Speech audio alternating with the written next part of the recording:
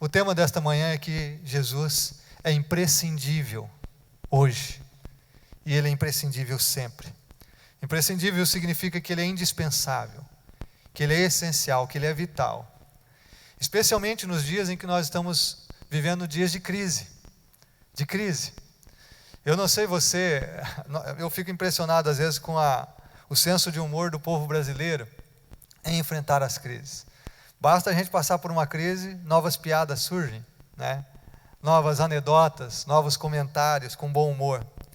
Esses dias eu estava vendo algum texto e algumas pessoas estavam dizendo assim que a crise está tão feia, que até o João de Barro, aquele passarinho que você sabe que constrói a própria casa, está morando de aluguel. Diz que a crise está tão feia que tem gente latindo no quintal para economizar o cachorro. A crise está tão feia que nem o vapor está trabalhando a todo vapor. A crise está tão feia que tem gente tentando fugir da morte a todo custo, só porque não tem onde cair morto. A crise está tão feia que tem gente comprando cebola, pagando em 4 parcelas no cartão. Você já viu o preço da cebola no mercado? Como que está? Está difícil comer cebola esses dias, hein, irmãos? Está melhor para namorar e pior para comer cebola. A crise está tão feia que cada vez mais gente coloca água no restinho do shampoo. Tem muita gente que faz isso nessa manhã aqui, hein? E junta os pedacinhos de sabonete para fazer uma bolinha só. A crise está tão feia que até o Ike Batista tem comprado celular chinês de 4 chips para não perder bônus de nenhuma operadora, né?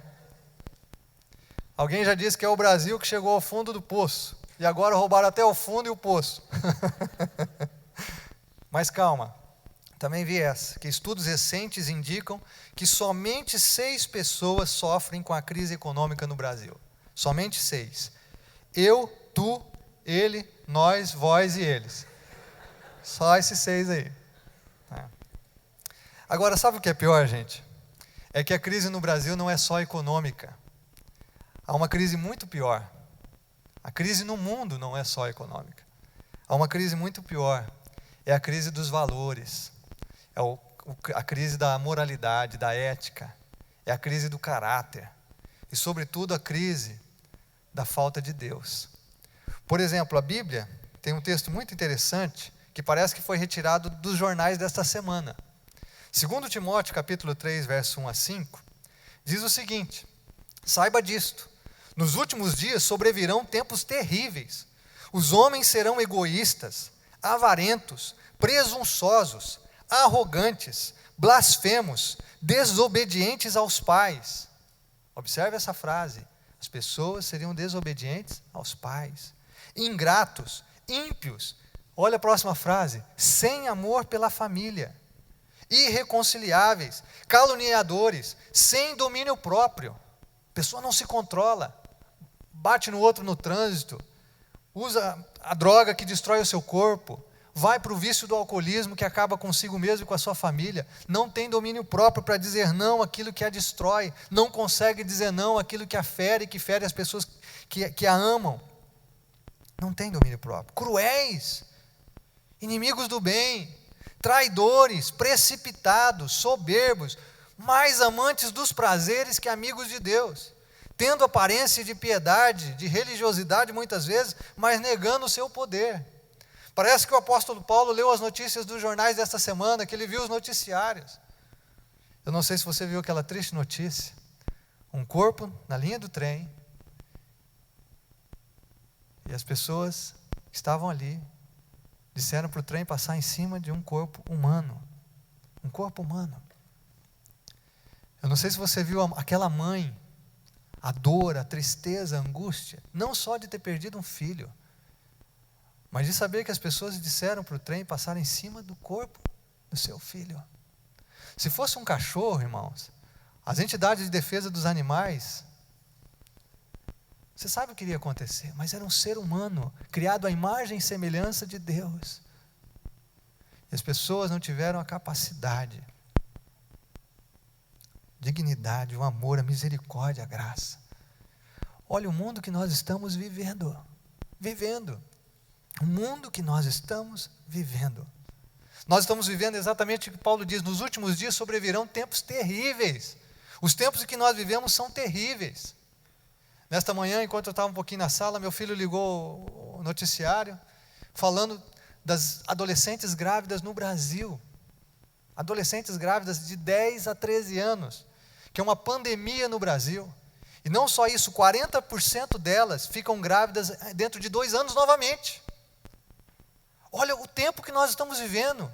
São crianças tendo filhos que não vão ter pais. Por quê? Porque nós vivemos num mundo que é mais amante dos prazeres do que amigo de Deus. Nós vivemos num mundo que faz do sexo uma coisa banal, como trocar de camisa, como trocar de roupa. Nós vivemos num mundo em que as pessoas são egoístas, orgulhosas, presunçosas, como nós estamos vendo aqui. Nós vivemos num mundo cheio de dor, de tristeza, de angústia, de injustiça.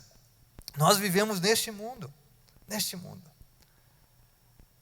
Conversando um pouquinho com a minha esposa, que está fazendo psicologia, ela está falando de alguns professores dela, ela está dizendo assim, que há 3 crises tremendas em que os psicólogos estão hoje tendo que lidar, e com muita dificuldade, aliás. A primeira é a crise de ansiedade. É crônico a ansiedade nas pessoas. Segundo, a crise do medo. O medo. As várias síndromes ligadas ao medo. Terceiro, a amargura. A falta de perdão que assola as pessoas. Nós somos a geração das doenças emocionais, mais do que físicas. Somos a geração das doenças psicossomáticas. E talvez você esteja aqui nessa manhã e diga assim: mas peraí, pastor, eu vim numa manhã tão linda e ensolarada, vim aqui para o senhor falar de como esse mundo é mau, de como nós estamos sofrendo. É que nós precisamos encarar a realidade. Nós precisamos encarar a realidade de que nós vivemos realmente numa sociedade que Deus já havia profetizado que seria assim. Não porque Ele quer, porque muita gente coloca a culpa em Deus. Onde está Deus? Como é que Deus permite isso? Deus continua no mesmo lugar, no seu trono. Continua no mesmo lugar. Só que Ele deu livre-arbítrio aos seres humanos. E esse Deus que deu livre-arbítrio aos seres humanos para que eles pudessem viver um relacionamento de amor com Ele, chora a dor de ver o que acontece neste mundo. Agora, a maldade não está só à nossa volta. A maldade também está dentro de nós. Quem de nós aqui pode atirar a primeira pedra? Quem de nós pode condenar o mundo sem olhar para a nossa própria hipocrisia, o nosso próprio egoísmo, o nosso próprio orgulho, nossa própria dificuldade de nos relacionarmos com as pessoas, de ministrarmos perdão, de sermos compreensíveis? Talvez sejamos um pouco melhores do que a média da sociedade, mas quem de nós aqui não precisa também ser sincero nessa manhã e dizer: Deus, eu também tenho uma, ou duas, ou várias dessas características aqui. É por isso que eu quero que você entenda nessa manhã que Jesus, Ele é imprescindível hoje, nos dias tumultuados, nos dias difíceis, nos dias penosos, nos dias terríveis em que nós estamos vivendo. Mas Ele também é imprescindível por causa do nosso próprio coração. A gente tumultua as circunstâncias.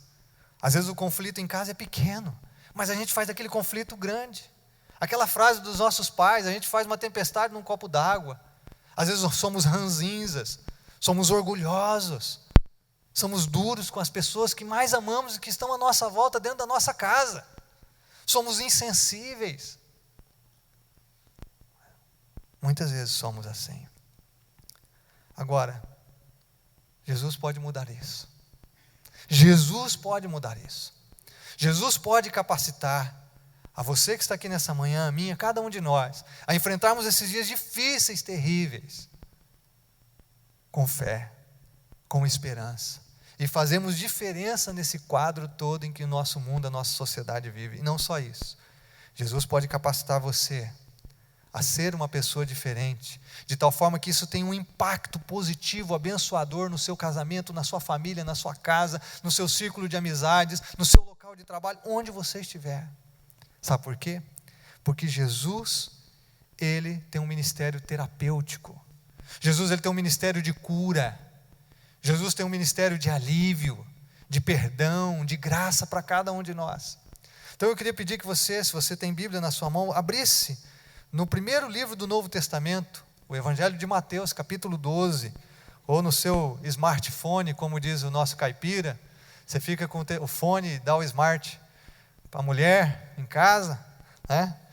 Então você pode abrir na sua Bíblia, a Bíblia, também no seu smartphone. Mas Mateus capítulo 12 tem um texto interessante, uma profecia messiânica a respeito de Jesus, de um texto do profeta Isaías capítulo 42, versos 1 a 4, escrito mais de 600 anos antes de Jesus vir, falando a respeito de Cristo. Em Mateus 12 nós temos essa menção, essa profecia messiânica.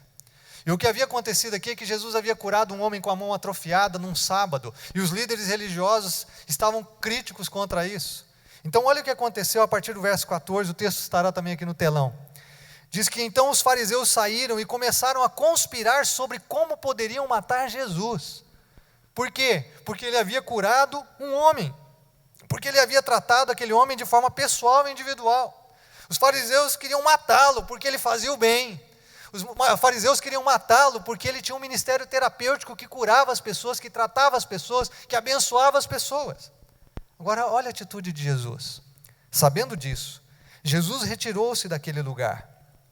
Muitos o seguiram, e ele curou a todos os doentes que havia entre eles, advertindo-os que não dissessem quem ele era. Isso aconteceu para se cumprir o que fora dito pelo profeta Isaías. A profecia messiânica: eis o meu servo, a quem escolhi, o meu amado em quem tenho prazer. Porei sobre ele o meu espírito, e ele anunciará justiça às nações. Não discutirá, nem gritará, ninguém ouvirá sua voz nas ruas. Não quebrará o caniço rachado, não apagará o pavio fumegante, até que leve a vitória à justiça. Em seu nome, as nações porão sua esperança. Vemos o contraste aqui da atitude de Jesus com os fariseus que queriam matá-lo. Jesus retirou-se do lugar onde ele estava, porque ele não desejava provocar deliberadamente um conflito com os líderes religiosos. E isso está estritamente de acordo com o seu caráter, conforme essa profecia messiânica. Por isso, o Evangelho de Mateus, o evangelista Mateus, registra isso. O que nós vemos aqui é que Jesus sai, a multidão o segue da mesma forma. Ele continua o seu ministério de cura, de libertação, de bênção na vida das pessoas. Por quê? Porque Jesus trouxe cura, libertação, alívio, descanso, tratamento individual. Jesus valorizou as pessoas. E o ministério de Jesus, então, nós podemos afirmar, é profunda e poderosamente terapêutico. E ele continua realizando esse mesmo ministério hoje ainda. É por isso que eu quero que você entenda nesta manhã que Jesus é imprescindível na sua vida, que Jesus é imprescindível na sua família, no seu lar, tanto pelas circunstâncias que nos cercam, tanto pela crise que enfrentamos, tanto pela sociedade e o mundo em que vivemos, como pelo nosso próprio coração e as nossas necessidades mais profundas, os nossos anseios mais íntimos, sobre tudo aquilo que vive e habita o nosso coração, aquilo que está em nós. E aqui nós temos 3 aspectos muito maravilhosos a respeito do ministério terapêutico de Jesus. A primeira verdade que eu quero que você guarde no seu coração, desse ministério de cura, de bênção, de graça de Jesus, é que Jesus, ele ama e compreende. Por isso que ele é indispensável, porque ele ama e compreende. O verso aqui, o verso 19, diz que Jesus, a profecia a respeito dele, diz que não discutirá nem gritará. O que nós vemos é que Jesus faz o seu ministério terreno durante 3 anos. Deus como homem, entre nós, cheio de graça e verdade, e que ele não veio contender, discutir ou reprimir. Jesus viu muitas injustiças, mas muitas injustiças. Mas ele não fez um piquete, ele não fez greve, ele não protestou, ele não brigou com ninguém. Quando as pessoas vinham questioná-lo ou discutir com ele, Jesus jamais entrou na onda. Jesus é um dos grandes líderes. Aqueles que não creem em Jesus como Deus ainda o veem como o grande líder mundial. Mas ele é diferente de todos os líderes que atravessaram a história da humanidade. Porque os outros faziam por base da força, da violência. Os próprios imperadores romanos do período da época de Jesus, da história de Jesus, nós vemos como Napoleão ou Hitler, ou tantos imperadores ou déspotas presentes na sociedade de hoje, usam a força. Jesus nunca usou isso. Jesus nunca saiu gritando, brigando, discutindo. Não, porque o ministério de Jesus não é pela força, é pelo Espírito. Pelo Espírito. Jesus muitas vezes confrontou a verdade. Ele não concordava com a injustiça, mas ele não ficou discutindo e brigando. Ele resolvia a questão com uma outra questão, ou ele colocava algo tão incisivo que seus opositores se retiravam envergonhados. Jesus não veio para contender, discutir, protestar, gritar, acusar ou reprimir. O que nós vemos é que Jesus veio com um ministério que a gente pode chamar de conspiração silenciosa do amor de Deus. E é assim que ele tratou todas as pessoas, mesmo os seus oponentes, mesmo aqueles que queriam tirar a sua vida. Da mesma forma, Jesus faz conosco hoje, irmãos. Jesus ele não está aqui para esmagar você. Ele não está aqui para discutir com você. Ele não está aqui para brigar com você. Ele está aqui para amar a você, compreender você. Porque no seu amor ele compreende. Ele tem um amor empático em que ele coloca no seu lugar, em que ele sente as suas dores, as suas aflições, as suas angústias. Eu acho lindo, para exemplificar aqui o ministério de Jesus terapêutico, Pedro estava soberbo dizendo que morreria por Jesus. E Jesus disse assim: olha, hoje antes que o galo cante, 3 vezes você vai me negar. Você vai me negar. Pedro não acreditou nisso e até esqueceu das palavras de Jesus. Mas naquela noite em que Jesus havia sido preso, lá no jardim do Getsêmani, Pedro seguiu de longe, e lá no pátio da casa do sumo sacerdote, as pessoas questionaram que ele conhecia Jesus, e por 3 vezes ele negou Jesus, ao ponto de blasfemar, de amaldiçoar o nome de Jesus. E aí o galo canta, e ele vê o que ele havia feito. Naquele momento, o relato, observe Lucas capítulo 22, diz que o Senhor voltou-se e olhou diretamente para Pedro. Então Pedro se lembrou da palavra que o Senhor lhe tinha dito, que antes que o galo cante hoje, você me negará 3 vezes. Saindo dali, chorou amargamente. Jesus simplesmente olhou para Pedro, que o havia negado no seu orgulho, na sua presunção humana. Jesus não discutiu, Jesus não brigou, Jesus não atacou, Jesus não disse: está vendo, eu falei que você ia fazer isso. Não, ele não fez como muitas vezes nós fazemos. Jesus olhou. Eu fico imaginando esse olhar de Jesus. Talvez alguns de nós podemos pensar que Jesus olhou com um olhar de reprovação, como aquele pai firme e bravo, né, quando a gente fazia uma arte, quando a gente era criança. Eu penso que Jesus simplesmente olhou para Pedro com um olhar de amor e de graça. E que o olhar de amor de Jesus, a despeito da negação de Pedro, quebrou o coração de Pedro.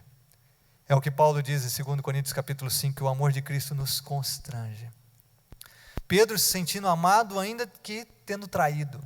Pedro sentindo o amor de Jesus ainda que tendo negado. Jesus ele nos trata com amor, com amor. A Bíblia diz que até o povo que crucificava ele, Jesus tratou com amor. Nos versos 33 e 34 de Lucas 23, no final Jesus diz para aqueles que estavam crucificando: Pai, perdoa-lhes, pois não sabem o que estão fazendo. Ele não veio para brigar, para discutir, para ferir, para maltratar. O apóstolo João, chamado apóstolo do amor, disse em João capítulo 13, verso 1, Jesus estava chegando o tempo dele ser traído, dele morrer no nosso lugar. E João diz assim, que tendo amado os seus que estavam no mundo, a última frase, amou-os até o fim. Jesus amou os seus discípulos, as pessoas, até o fim. Porque o amor de Jesus é pleno, é maravilhoso, é um amor de compreensão e de graça. João mesmo afirmou no seu Evangelho capítulo 15, que Jesus disse: como o Pai me amou, assim eu os amei, permaneçam no meu amor. Entenda nessa manhã, muitas pessoas têm receio de vir para Jesus porque acham que Jesus vai ser o corta-barato, que Jesus não gosta daquilo que é bom para a gente, que Jesus não gosta das coisas que nos dão alegria, que viver com Jesus é viver em oposição ao prazer, aquilo que nos dá satisfação nesse mundo. Eu quero que você entenda que é o contrário. Jesus é que vai possibilitar a você alegria de fato, prazer de fato, realização de fato. Porque Ele é quem ama você de verdade, é Ele quem compreende as suas dores, angústias, sentimentos contrários, preconceitos, racionalizações, tudo que há dentro de você. Jesus é quem compreende. E Ele não vem brigando, Ele não vem gritando, Ele não vem pisoteando você, Ele não vem dando voadora no seu peito. Não. Ele vem com amor, compreensão e graça. Ele é indispensável.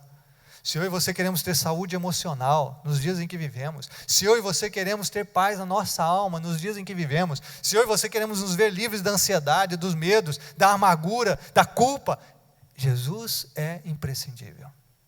Porque ninguém, absolutamente ninguém nos ama como Jesus nos ama. O segundo aspecto dessa profecia de Jesus e do ministério terapêutico de Jesus é que Ele restaura o ferido e abatido. Ele restaura. O texto diz que A profecia afirma que a respeito de Jesus não quebrará o caniço rachado.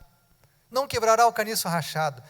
Esse caniço era entenda aqui um pouquinho, uma das explicações é que ele era um tipo de capim que crescia na beira do Rio Jordão, e que os meninos pegavam aquele caniço e eles tiravam com muito cuidado o miolo. E eles tiravam o miolinho daquele caniço para usar como se fosse um instrumento musical, para soprar. Mas quando eles tiravam o miolo daquele caniço, muitas vezes o caniço é frágil, ele rachava. Então o que os meninos faziam? Eles pegavam aquele caniço que rachou, acabavam de esmagar, jogavam fora, porque haviam tantos outros na beira do rio, e aquilo não prestava para mais nada. Agora olha a profecia de Jesus. Jesus disse que ele não quebraria o caniço rachado. Ele não quebra quem está rachado pela vida. Jesus não termina de esmagar as pessoas que já estão quebradas pela vida e pelas circunstâncias. E outra coisa, ele não descarta ninguém. Jesus não vai descartar você.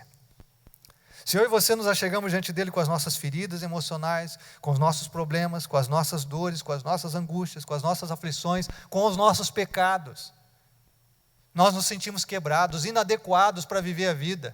Muitas vezes não sabemos o que fazer, como enfrentar, como viver, como solucionar os problemas que estão diante de nós. Nós não sabemos como lidar com a vida. Jesus não vem e esmaga você e diz assim: está vendo? Você me esqueceu, você virou as costas para mim, eu tenho tentado andar com você e você nunca me deu espaço na sua vida. Jesus não vem e olha para você dessa forma. Jesus, ele vem e pega esse caniço rachado, ele restaura. Será que há pessoas nessa manhã aqui se sentindo como caniços rachados? Será que há pessoas aqui nessa manhã se sentindo como se não tivessem valor? Pequenos demais para enfrentar os desafios? Será que há pessoas aqui nessa manhã se sentindo assim? Caniços rachados, como se fossem descartáveis. Talvez a vida fez isso com você. Talvez alguém que você amava demais, feriu você, traiu você, tem desprezado você. Será que há pessoas aqui nessa manhã se sentindo assim? Como é que Jesus vai lidar com você? Ele não vai vir com acusação. Ele não vai pisar no seu pescoço. Ele não vai esmagar você. Ele vem para restaurar. Para restaurar. Um grande exemplo bíblico está registrado no Evangelho de João, capítulo 8. O texto diz que os líderes religiosos haviam pego uma mulher em flagrante adultério. E eles trouxeram aquela mulher em praça pública. Nós não temos o nome dessa mulher. Era uma situação vexatória. Era uma situação em que os líderes estavam dizendo: olha, a lei no Velho Testamento diz que a gente tem que apedrejar esse tipo de pessoa que adultera. É interessante que eles trouxeram só a mulher, mas não trouxeram um homem, porque era uma cultura extremamente machista. Se ela adulterou, ela tinha adulterado com algum homem. O que nós vemos é que essa mulher tem exposto publicamente o seu pecado, provavelmente mal vestida, trazida em praça pública, e os homens estão querendo apedrejar aquela mulher. E eles trazem para Jesus exatamente para questionar, para ver se Jesus erra no seu procedimento, para condená-lo. E então Jesus está escrevendo na areia, ali. Eles perguntam: a lei de Moisés manda apedrejar, o que o senhor vai mandar fazer? Jesus continua. A Bíblia diz no verso 7 que eles insistiram com o interrogatório a respeito de Jesus, porque eles queriam ver qual atitude Jesus teria com esta mulher pecadora, miserável, que merecia a morte, a condenação do seu pecado. Mas você sabe o que Jesus fez. Jesus se levantou calmamente, sem brigar, sem discutir. E Jesus diz assim: aquele que não tem pecado, atire a primeira pedra. Aqueles homens deixaram de olhar para a mulher adúltera e começaram a olhar para si mesmos. E eles viram que eles não eram dignos de apedrejar, porque eles também eram pecadores. E a Bíblia diz que dos mais velhos aos mais moços, eles foram se retirando. E aí nós temos o texto aqui, o verso 10, que Jesus se colocou em pé e perguntou para aquela mulher, sem nome, maltratada, exposta. Ele diz: mulher, onde estão eles? Ninguém a condenou? Ela disse: ninguém, Senhor. Agora observe, o único que era sem pecado e que podia tirar a pedra, não o fez. Jesus disse: eu também não condeno. Vá e abandone sua vida de pecado. Observe que Jesus não concorda com o pecado, porque o pecado destrói a vida da pessoa. mas Ele ama o pecador. Jesus não concorda com o meu pecado, nem com o seu pecado, porque Ele nos destrói, nos afasta de Deus, rouba o potencial de Deus na nossa vida, fere a nós mesmos, fere as pessoas que amamos. Mas Ele tem perdão. Ele tem restauração para aquele que está quebrado pela vida, pelos seus erros, pelos seus pecados, pelas escolhas erradas que tem feito. E talvez alguns de nós estamos aqui nessa manhã exatamente assim. O meu pecado e o seu pecado não estão expostos em praça pública, mas eu e você sabemos o que nos fere. Eu e você sabemos onde temos errado. Talvez alguns de nós estejamos aqui certos das escolhas erradas que temos feito, temos sofrido consequências. As pessoas não sabem, mas dentro de nós sofremos o peso da culpa, dos nossos erros, as nossas dores emocionais. Jesus olha para você e diz: eu não estou aqui para te condenar, estou aqui para te amar, para te restaurar.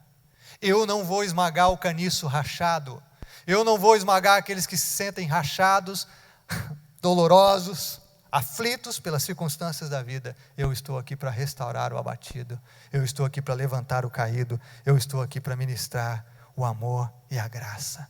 Que natureza misericordiosa, terna e mansa de Jesus.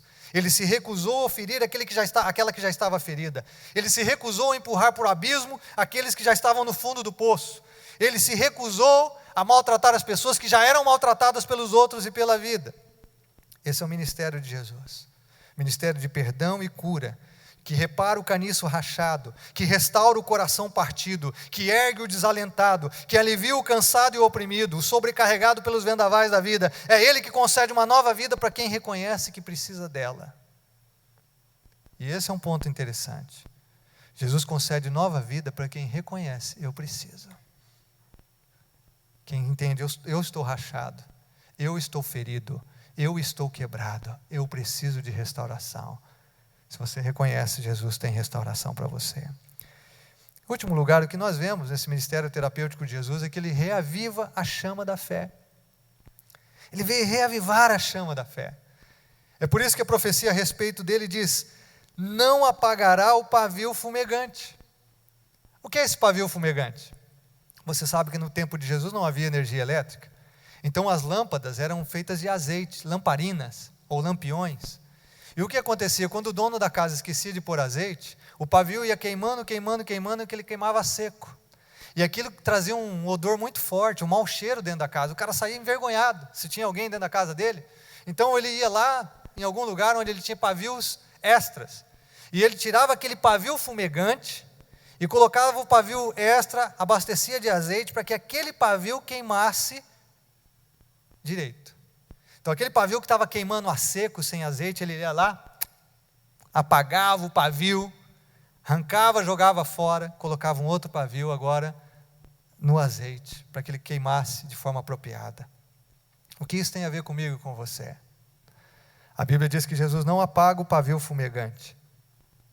Se você está queimando a seco, porque não tem azeite, e azeite é símbolo do Espírito Santo na Bíblia. Se você está queimando porque você está vivendo na sua força, você está vivendo nos seus recursos, você está soltando fumaça para todo lado, a coisa vai ficar feia, porque você está vivendo com base na sua força, nos seus recursos, e você está se esgotando nisso, você está se cansando nisso, você está realmente se tornando enfadado nisso, está perdendo a perspectiva, a esperança, o prazer de viver, a realização. Jesus diz que Ele não vem para apagar isso aí, pelo contrário, Ele vem para reavivar, Ele vem para reacender, Ele vem para jogar lenha na fogueira, Ele vem para colocar azeite no pavio que está se apagando. Ele não vai terminar de apagar você e descartar você, Ele vai reacender, Ele vai trazer vida, porque Jesus não veio para apagar a chama da esperança em nossos corações, de jeito nenhum. Reavivar a chama é o que Ele veio fazer. Ele veio reavivar a pequena centelha de fé que existe no coração do homem, da mulher, do ser humano.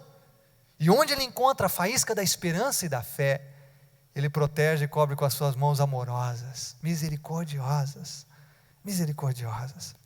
Só para exemplificar do ministério de Jesus, em Marcos capítulo 9 há um incidente interessante. Jesus estava com Pedro, Tiago e João no Monte da Transfiguração, e os outros 9 apóstolos com outros discípulos estavam tentando, lá no vale, expulsar um demônio de uma criança, de um menino. Mas a Bíblia diz que Jesus desceu do Monte da Transfiguração com os demais apóstolos, e quando Ele chegou lá, viu um tumulto, porque eles não conseguiam expulsar o demônio deste menino. Não conseguiam. Jesus diz: homens de pequena fé, Então, Jesus vai na direção deste pai, e Jesus pergunta ao pai do menino, olha que texto lindo, há quanto tempo ele está assim?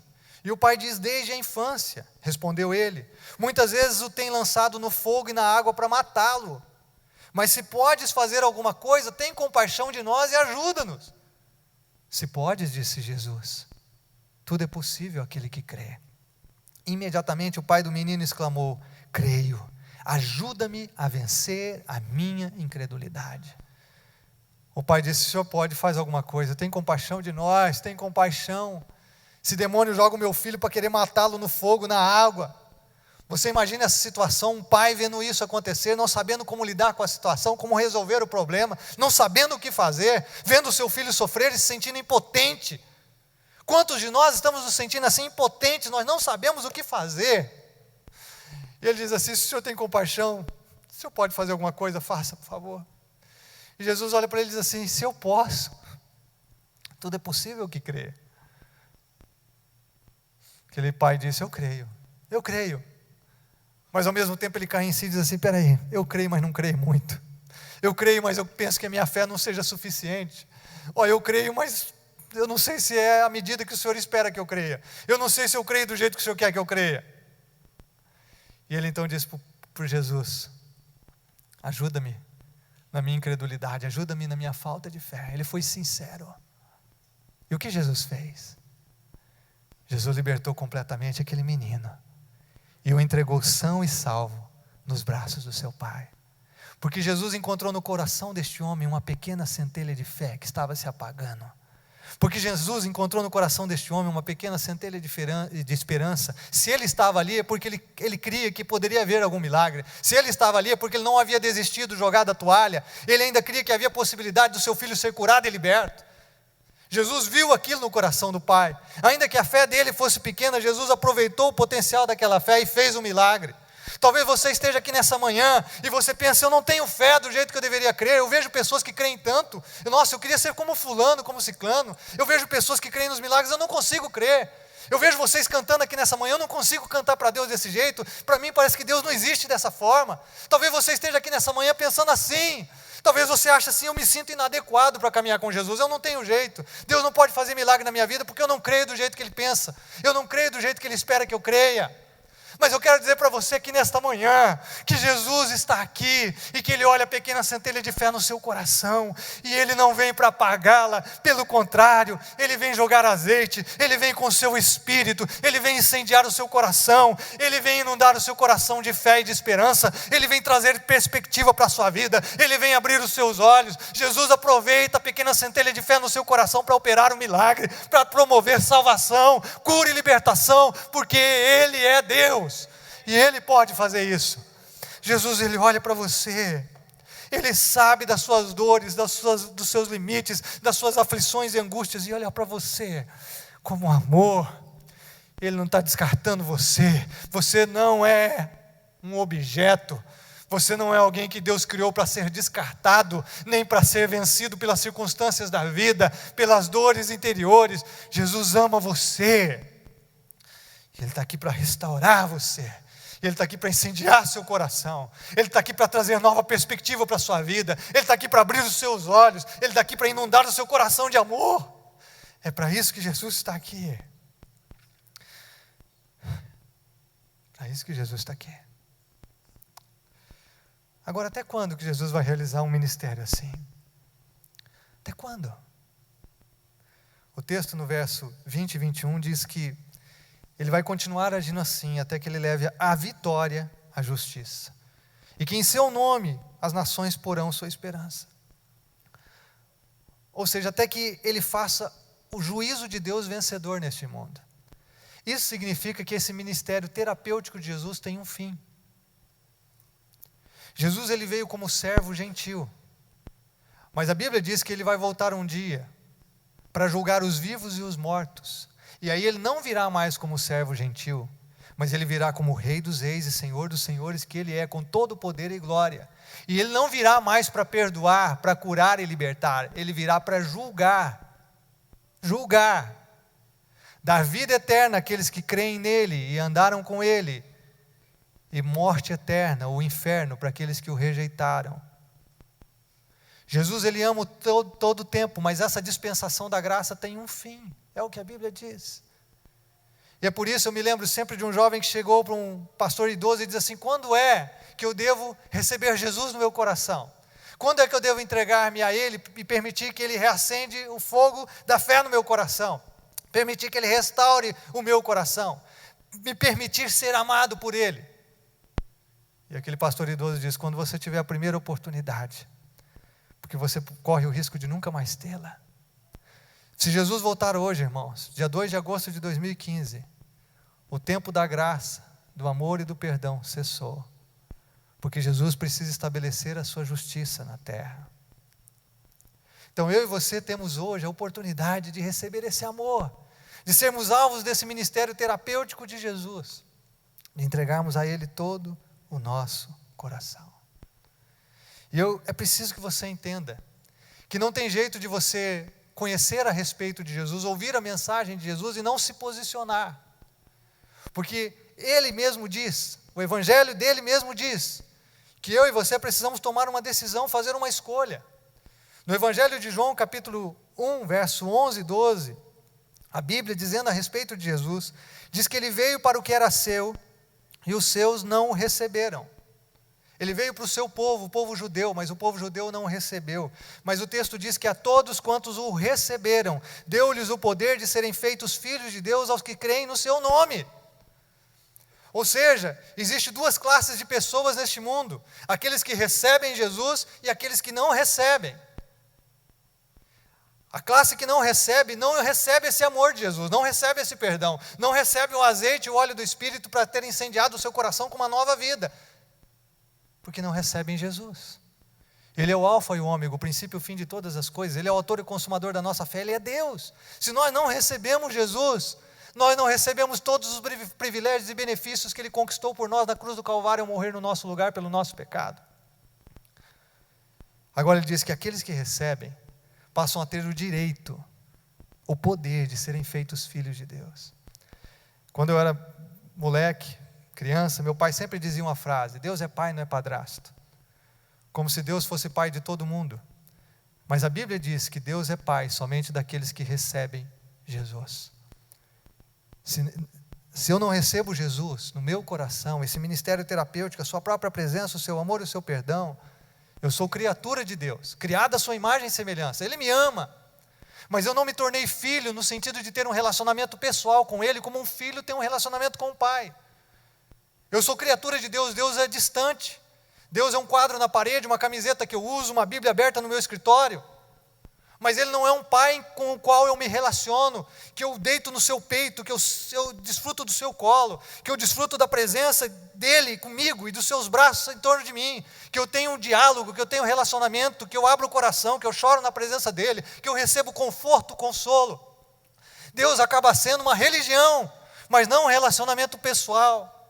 Eu não me torno filho e filha de Deus, e o maior privilégio que um ser humano criado à imagem e semelhança dele pode ter é se tornar filho e filha de Deus. Agora, por que as pessoas não se tornam filhos e filhas de Deus? Por que elas não recebem Jesus se Jesus é tão bom assim? Porque elas não creem. Elas não creem no que a Bíblia diz. Elas não creem no que Deus diz na sua palavra. Você vê, a última frase diz que Jesus dá poder de serem feitos filhos de Deus aos que creem no seu nome. Hoje Jesus te trouxe aqui para você crer no nome dEle. Hoje Jesus te trouxe aqui para incendiar o seu peito e o seu coração de fé. Hoje Jesus te trouxe aqui para que você não tenha um relacionamento com Deus à distância, mas você tenha um relacionamento com Deus de pai com filho. Hoje Jesus te trouxe aqui para restaurar você. Jesus te trouxe aqui para perdoar, para amar. Jesus te trouxe aqui para te levantar, para viver neste mundo tão difícil que todos nós sofremos, mas com fé, com perspectiva de vitória, porque Jesus fará justiça nesse mundo. E um dia Ele nos levará para estar para sempre com Ele no mundo onde não tem as consequências do pecado que nós vemos neste mundo. Ele fará justiça e nós podemos crer nisso. Não existe justiça nesse mundo, mas nas mãos de Deus ela existe. E eu e você temos o privilégio de caminhar nos poucos dias e anos que temos neste mundo, caminhar com Ele, com a força dEle, com o consolo dEle, com a paz dEle, com a presença dEle com a gente, tendo Ele como Pai. E aí, quando Jesus voltar, como Rei e Senhor que Ele é, para fazer justiça, a Bíblia diz que não há condenação para aqueles que estão em Cristo Jesus. Nenhuma condenação. Não há condenação. Ele não virá para julgar os seus filhos, porque os seus filhos Ele conhece. Ele vai julgar os vivos e os mortos nos seus pecados. Mas os filhos não entram em condenação, porque eles já foram justificados pelo sangue do Cordeiro de Deus que tira o pecado do mundo, que é Jesus Cristo.